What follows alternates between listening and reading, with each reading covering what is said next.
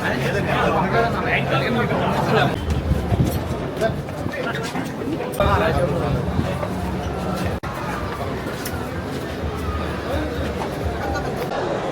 నమస్కారం. ఈరోజు విశాఖ సాగర తీరంలో సేనతో సేనాని అనే కార్యక్రమం ద్వారా మా దేవుడు పవన్ కళ్యాణ్ గారి పిలుపు మేరకు, అదేవిధంగా మా ప్రియతమ నాయకులు గౌరవ శాసనసభ్యులు మా అన్న బొలిశెట్టి శ్రీనివాస్ గారి ఆధ్వర్యంలో ఈ రోజున మరి ఆ కార్యక్రమంలో పాల్గొనడం జరిగింది.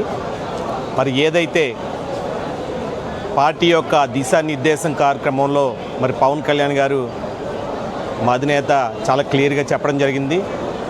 కింద స్థాయి నుంచి ఫౌండేషన్ నుంచి బాగుంటేనే, ఏదైనా పునాది బాగుంటేనే కట్టడం బాగుంటుంది. అదేవిధంగా కింద స్థాయి కార్యకర్త బాగుంటేనే మరి పార్టీ ఎదుగుదలకు బాగుంటుందనే ఉద్దేశంతో ఆయన కూడా నేరుగా మరి ప్రతి నియోజకవర్గంలో పర్యటించి మండల స్థాయి నాయకులతో ముఖాముఖి చేసి మరి పార్టీ బలోపేతానికి తగు చర్యలు తీసుకుంటానని ఆయన మరి చెప్పడం జరిగింది. నిజంగా ఇది శుభపరిణామం. ఎందుకంటే మరి చాలామంది ఇవాళ అపోహ ఉంది, పార్టీని పట్టించుకోవట్లేదు, పార్టీలో మరి క్యాడర్ పెరగట్లేదు, గ్రామస్థాయి నుంచి కూడా పార్టీ బలోపేతానికి చర్యలు తీసుకోవట్లేదు అనేసి ఏదైతే మరి కేడర్లో కానీ నాయకుల్లో కానీ ఉన్న అపోహను తొలగించే విధంగా ఇవాళ ఆయన మాట్లాడిన తీరు అభినందనీయం.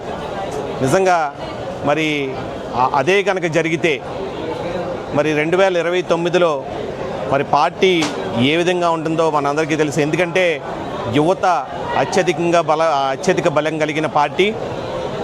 ఒక్క రూపాయి కూడా ఖర్చు పెట్టకుండా మరి లక్షలాది మందితో ఒక మీటింగ్ చేయగల కెపాసిటీ ఉన్న పార్టీ ఏదైనా ఉందంటే ఈ భారతదేశంలో అది జనసేన పార్టీకే సాధ్యం.